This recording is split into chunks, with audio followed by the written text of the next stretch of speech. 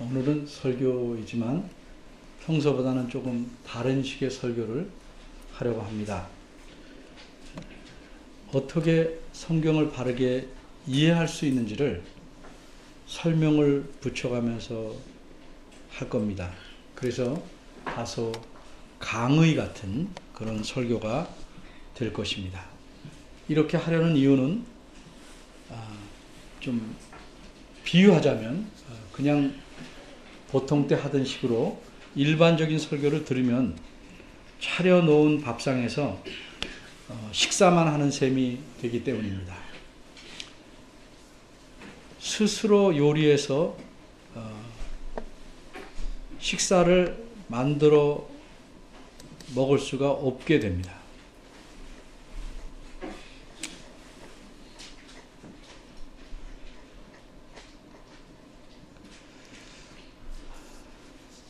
예수님을 믿은 지 얼마 안 되는 분들은 영양가 있는 설교를 일주일에 한 편만 들어도 그럭저럭 살아갈 수 있다고 말할 수 있겠습니다. 하지만 자라나는 성도들에게는 일주일에 한 편의 설교로는 그 심령이 건강할 수가 없는 법입니다. 그럼 이 신자가, 성도가 자라날수록 어떻게 해야 심령이 건강하게 하나님 앞에 살 수 있을까? 스스로 성경 말씀을 읽어서 이해할 수 있는 것이 가장 기본입니다. 그러기에 성경 말씀을 이해할 수 있는 힘을 키워야 합니다. 다른 시각으로 본다면 일주일에 한 번 예배에 참석해서 설교를 듣는 것으로만 살아가려고 하는 신자는 시간이 지나도 자라나지 않는 아기와 같을 수밖에 없습니다. 그렇게 살아도 아무 문제를 못 느끼거나 자신에게 문제가 없다고 생각해서 설교를 한 번 듣는 것 외에는 더 이상 하나님 말씀을 읽으려고 하지 않는 신자는 스스로 성숙하지 않으려고 작심한 신자입니다. 이런 신자는 몹시 게으르거나 교만한 사람입니다. 그러기에 일주일에 설교 하나만 듣게 하고 성경 말씀을 바르게 읽고 깨달을 수 있는 기회를 제도적으로 마련해 주지 않는 교회 역시 게으른 교회이거나 나쁜 교회입니다. 더구나 성경 말씀을 공부하게 하는 것보다는 어떤 행사들을 많이 마련해서 그것들을 행함으로써 교인들이 만족감을 느끼게 만들려는 교회는 활동적이거나 살아있는 것 같이 보이긴 하지만 먹을 것은 안 주고 재미있는 놀이에 빠지게 하는 짓을 하는 나쁜 교회입니다. 그런데 어떤 사람들은 이 주일에 예배하는 것조차도 참석치 않으려고 합니다. 그런 사람은 그가 누구이든지 간에 어떤 평판을 얻고 있든지 간에 그 사람은 믿음이 자라날 수 없습니다. 결국은 혼자 의로운 채 똑똑한 채 하면서 실제는 그 심령이 말라 비틀어져 갈 수밖에 없습니다. 그래서 저는 성경을 바로 이해할 수 있는 힘을 키워주려는데 좀 애를 씁니다. 전교인이 함께 특별한 시간을 따로 내기가 쉽지 않기 때문에 이런 식의 설교를 가끔 해서라도 그렇게 하려고 합니다. 제가 알려주려는 것은 바꿔 말하자면 우리가 어떻게 구약 성경과 신약 성경의 말씀을 이해해서 그 말씀에서 우리에게 말씀하신 하나님의 의도를 알 수 있는지 그것을 설명하려는 것입니다. 이렇게 해야 하는 이유는 많은 신자들이 그저 성경 말씀만 읽으면 자신이 바르게 이해한 줄로 착각하고 살기 때문입니다. 축구 시합을 할 때, 다른 운동도 마찬가지입니다. 이쪽 팀이 저쪽 팀을 3대2로 이겼습니다. 그런 말은 듣는 대로 혹은 보는 대로 이해가 될 수 있는 쉬운 말입니다. 이렇게 쉽게 이해할 수 있는 말씀들이 성경 안에도 많이 있습니다. 그러나 그렇게 쉽게 이해할 수 없고 또 그렇게 이해해서도 안 되는 말씀들이 성경 안에 훨씬 많이 있습니다. 이런 말씀들을 어떻게 이해해야 할까? 그런 말씀들도 바르게 이해해야 우리가 그 말씀의 의도에 따라 살 수 있는 것입니다. 성경 말씀을 이해한다는 것은 그 말씀하는 분의 그 내용의 말귀를 아는 것입니다. 제가 가끔 쓰는 표현인데 성경 말씀의 말귀를 모르면 이 말귀라는 낱말에서 리을 받침이 떨어져 나간 것처럼 행동하게 됩니다. 그게 뭡니까? 마귀입니다. 마귀처럼 행동하게 됩니다. 왜 그렇습니까? 하나님의 뜻과 자기는 한다고 하지만 실제로는 하나님의 뜻과 다르게 생각하고 행동하게 되므로 결국은 마귀가 좋아하는 식으로 행동하고 생각하게 되는 것입니다. 그래서 교회에서는 열심만 있고 성경 말씀에 대해서는 무지한 신자들이 가장 위험한 사람들. 하는 짓마다 마귀가 좋아하는 짓을 하는데 자기는 기뻐서 합니다. 이게 문제입니다. 그러면 다른 사람이 그 열심히 하는 거를 말리지도 못합니다. 던날까봐, 잊힐까봐. 우리 모두 자전거를 압니다. 어린이들도 자전거가 뭔지 다 압니다. 3발 말고 2발짜리. 어른들은 이론적으로는 자전거를 어떻게 타는지도 압니다. 근데 이론적으로 안다고 해서 누구나 자전거를 탈 수 있는 것은 아닙니다. 이론적으로 안다 할지라도 실제로 타보면서 배워야 합니다. 그 시간이 짧든 길든 이렇게 배우지 않으면 어른이라도 자전거를 제대로 탈 수 없습니다. 무엇이든 그렇습니다. 그런데 우리는 종종 착각합니다. 나와 나이가 비슷하면, 혹 교회 다닌 횟수가 비슷하면, 또는 어린 적부터 교회 다녔다고 하면, 심지어 이 교회에 오래 다녔다면 성경 말씀에 대해서 이해하는 수준이 나와 비슷하거나 자라났을 것이다. 이렇게 착각합니다. 그러나 사실은 전혀 다를 수도 있습니다. 같은 학교, 같은 선생님에게 같은 과목을 배워도 이해가 전혀 다를 수 있는 것과 마찬가지입니다. 그런데 겨우 주일 예배에 한 번 참석해서 그것도 설교를 들은 마음의 준비가 거의 없이 억지로 와서 설교 하나 딸랑 듣고 성경 말씀을 바르게 이해할 수 있을까요? 자전거 뒷자리, 안장 말고 뒷자리에 타고 다니면 아무리 오래 타고 다녀도 그 사람이 앞에 앉아서 배우지 않는 한 앞자리에 앉아서 자전거를 운전할 수 없습니다.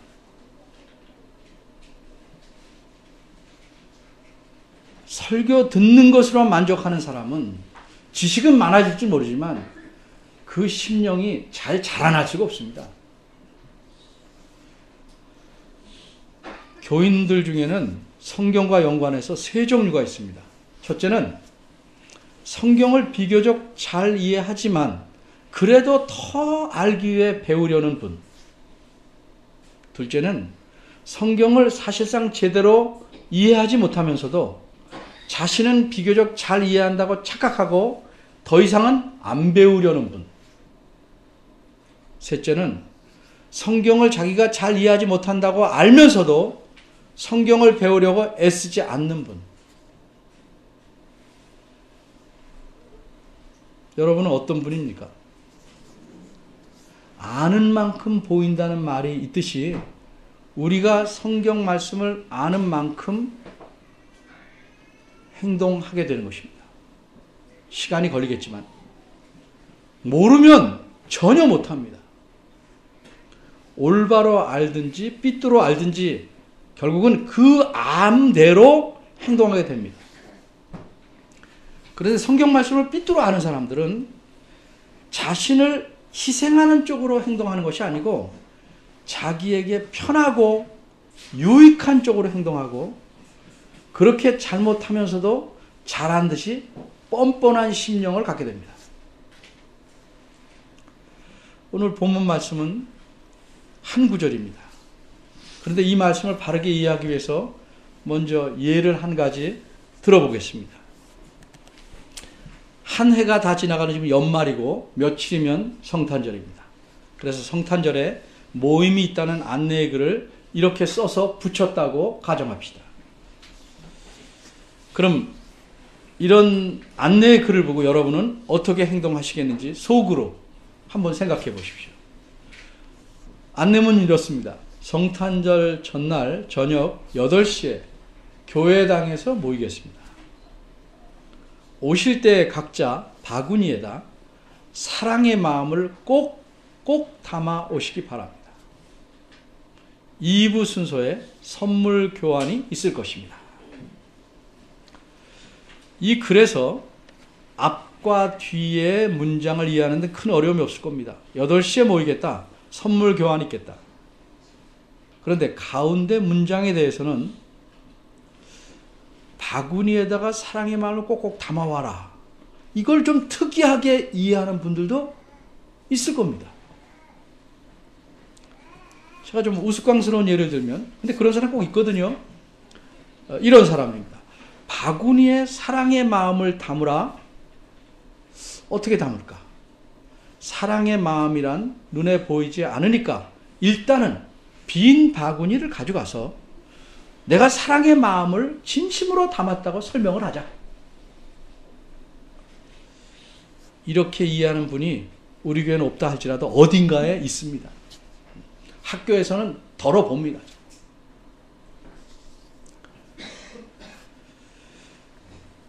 그러나 대부분의 여러분은 이 사랑의 마음을 무엇으로 이해하시겠습니까?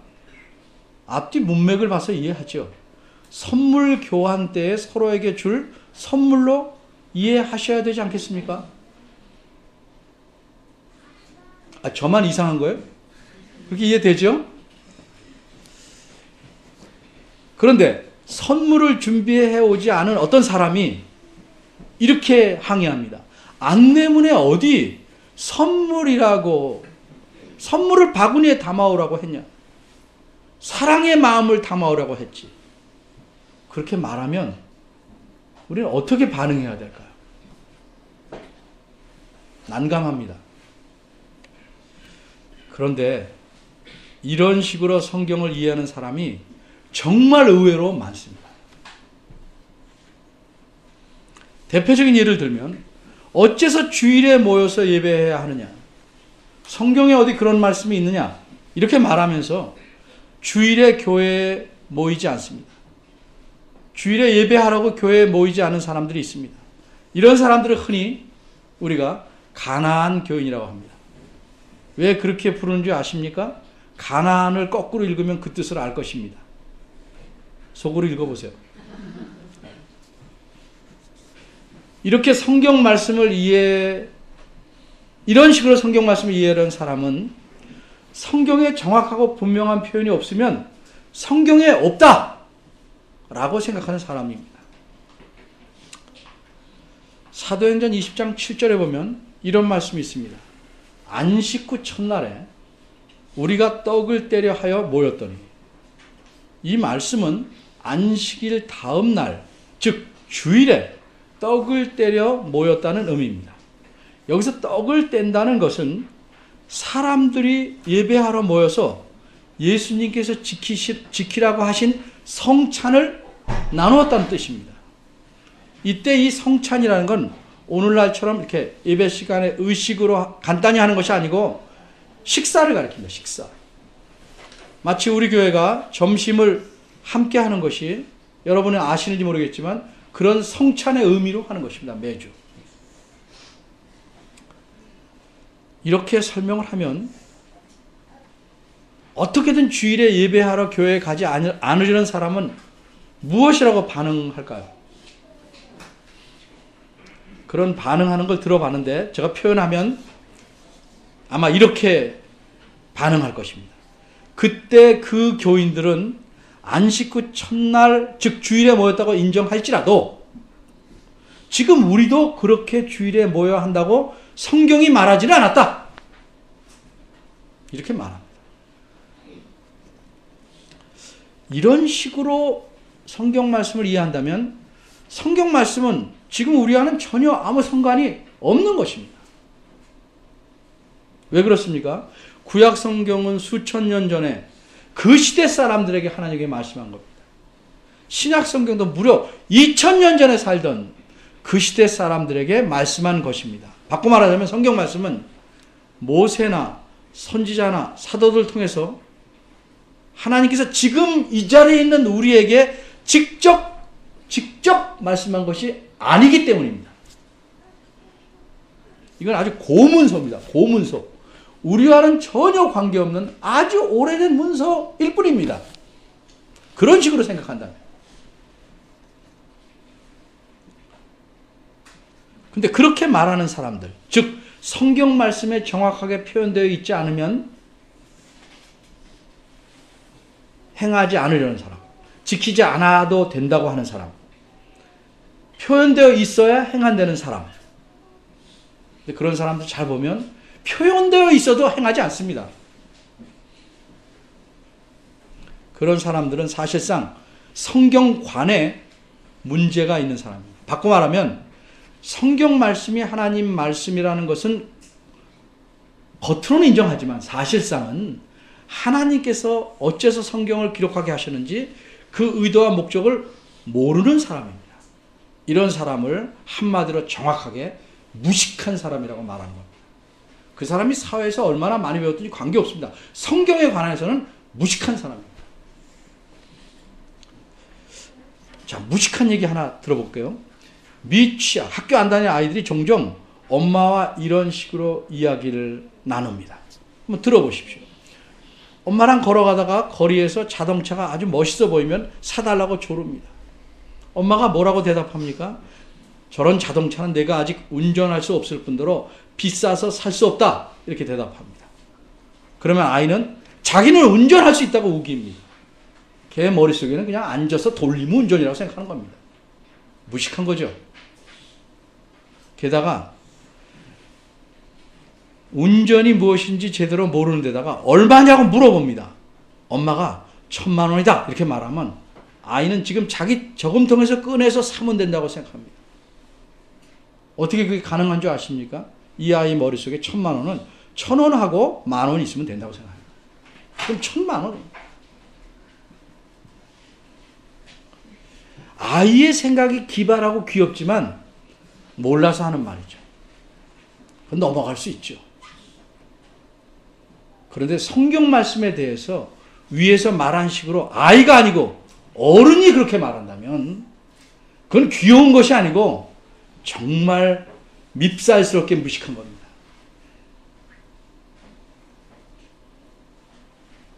성경은 방금 전에 말씀드린 바대로 하나님께서 우선적으로 그 말씀을 처음 듣는 사람들에게 하신 말씀입니다. 그러니까 성경의 내용이나 배경은 모두 수천 년 전 것들입니다. 그런데 어째서 이 말씀이 여기 있는 우리에게 또 앞으로도 사람들에게 주시는 하나님 말씀이 되는가? 하나님 말씀이라고 하는가?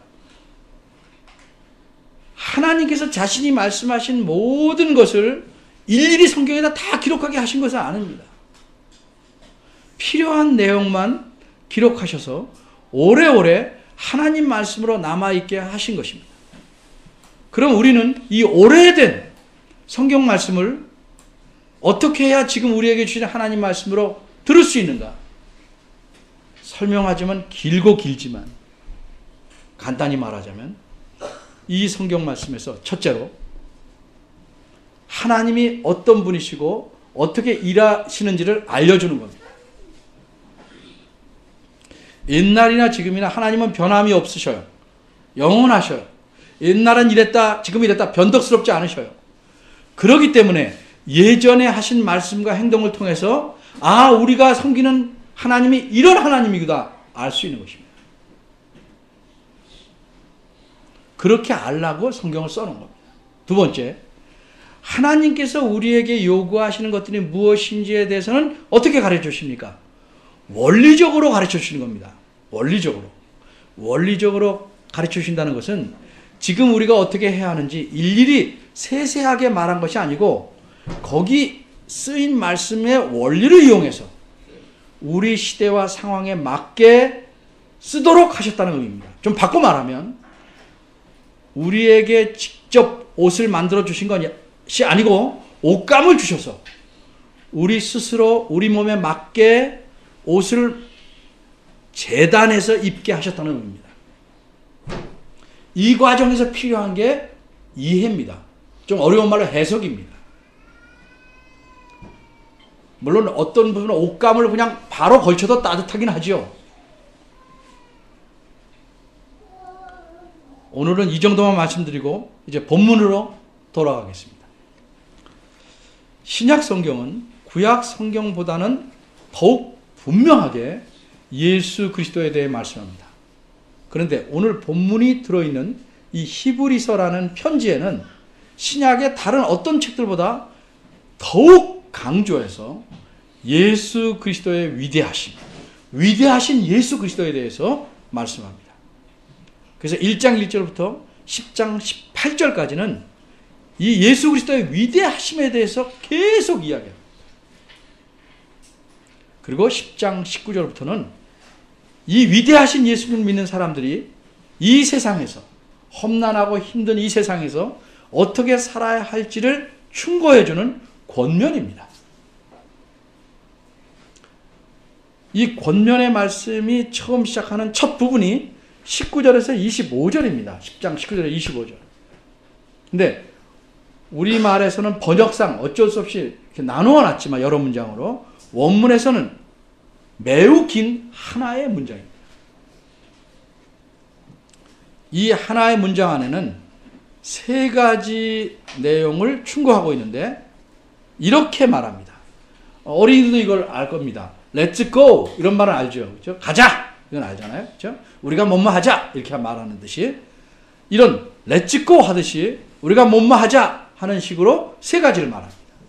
첫째는 하나님께 나아가자 19절에서 22절입니다. 하나님께 가까이 가자. 이건 예배를 표현하는 말입니다. 예배는 하나님께 가까이 가는 겁니다. 하나님을 구경하러 온 거 아닙니다. 둘째는 굳게 잡자. 23절입니다. 우리말은 굳게 잡아 이렇게 돼. 굳게 잡자. 이게 제일 먼저 나옵니다. 그리고 셋째는 돌아보자. 24절과 25절. 오늘 본문인 25절은 이 셋째 내용에 속합니다. 무엇을 돌아보자 라고 했는가? 24절을 먼저 갑니다. 원문에 따르면 돌아보라는 말이 깊이 생각하라는 의미입니다. 깊이 생각하라.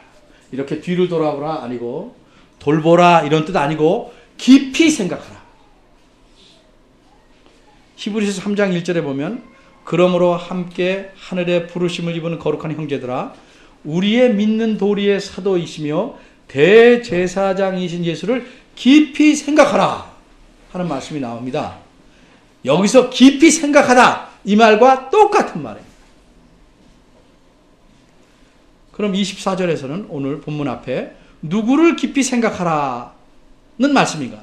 서로를 깊이 생각하라. 여러분이 주중에 우리 교인들을 좀 깊이 생각해 봅니까? 그러니까 기도 못하는 겁니다.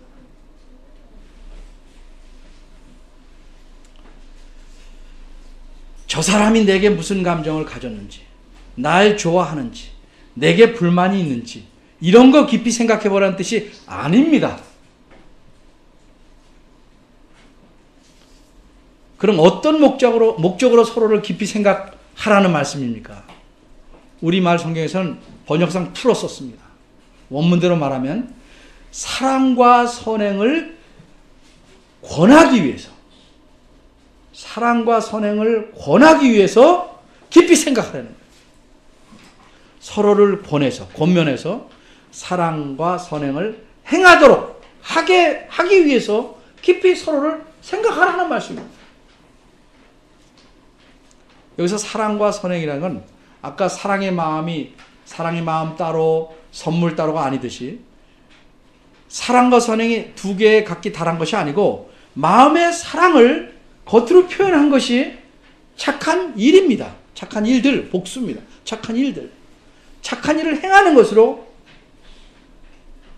표현했습니다. 베드로전서 1장 20절에 보면 마음으로 피차 뜨겁게 사랑하라. 요한에서 4장 7절에서 12절에도 간단히 말하면 하나님 먼저 우리를 사랑하셨으니 우리가 서로 사랑하는 것이 마땅하다 이렇게 말씀합니다. 근데 이게 어떤 사랑일까요? 그저 입에 발린 사랑합니다 표현하는 것도 중요하죠. 거기서 그치면 안 된다는 거죠. 얼마나 사랑하는지 아십니까? 모르죠.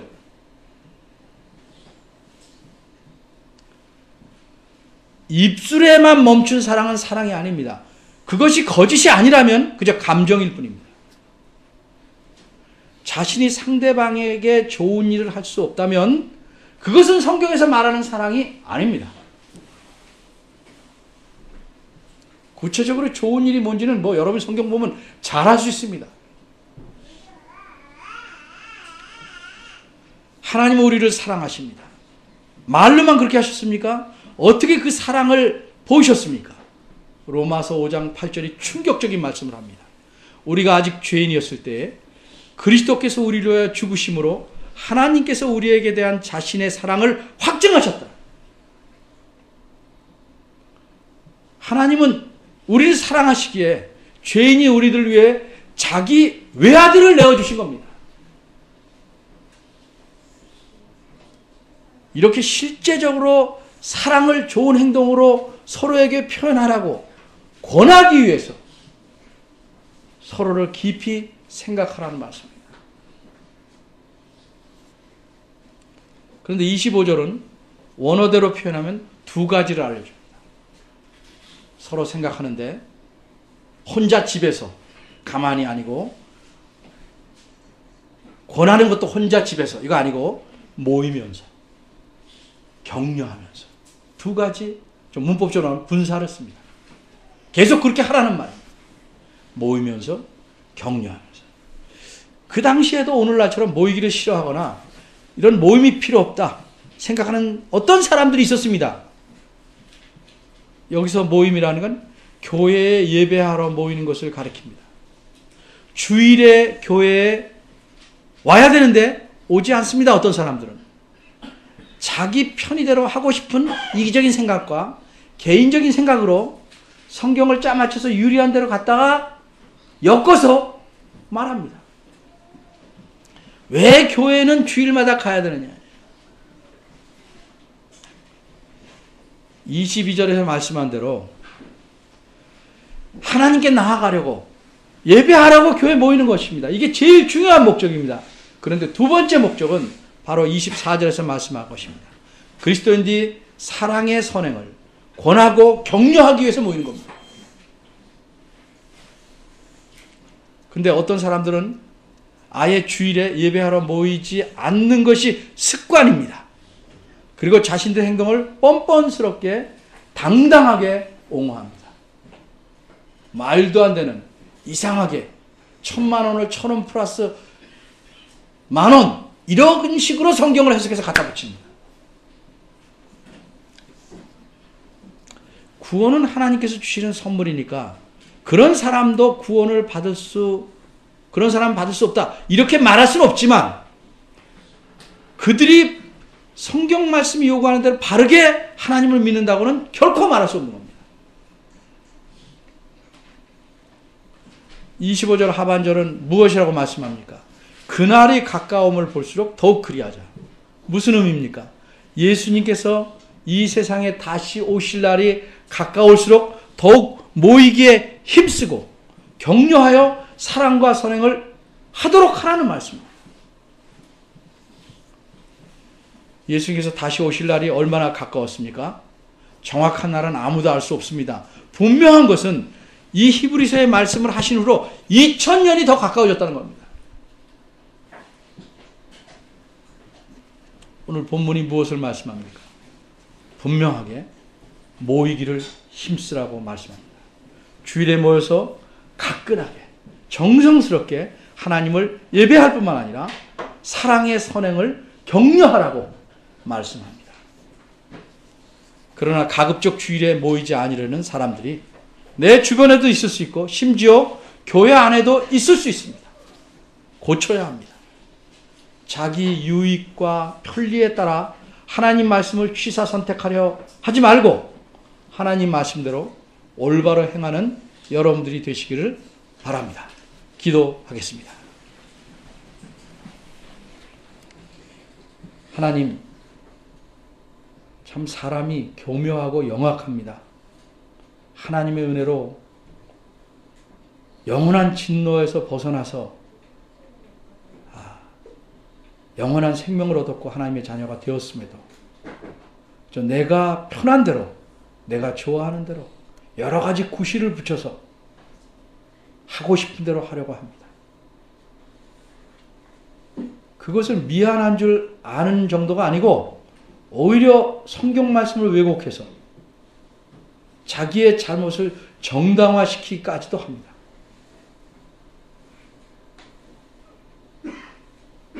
이런 악하고 못된 심성을 가진 것이 사람이고 우리 안에도 그런 것들이 꿈틀거리고 있습니다. 그래도 여전히 사랑하시고 주의 말씀을 보고 깨달을 수 있는 힘을 주시고 그 말씀대로 살 수 있도록 이끌어 주시고 깨우치게 하심을 감사합니다.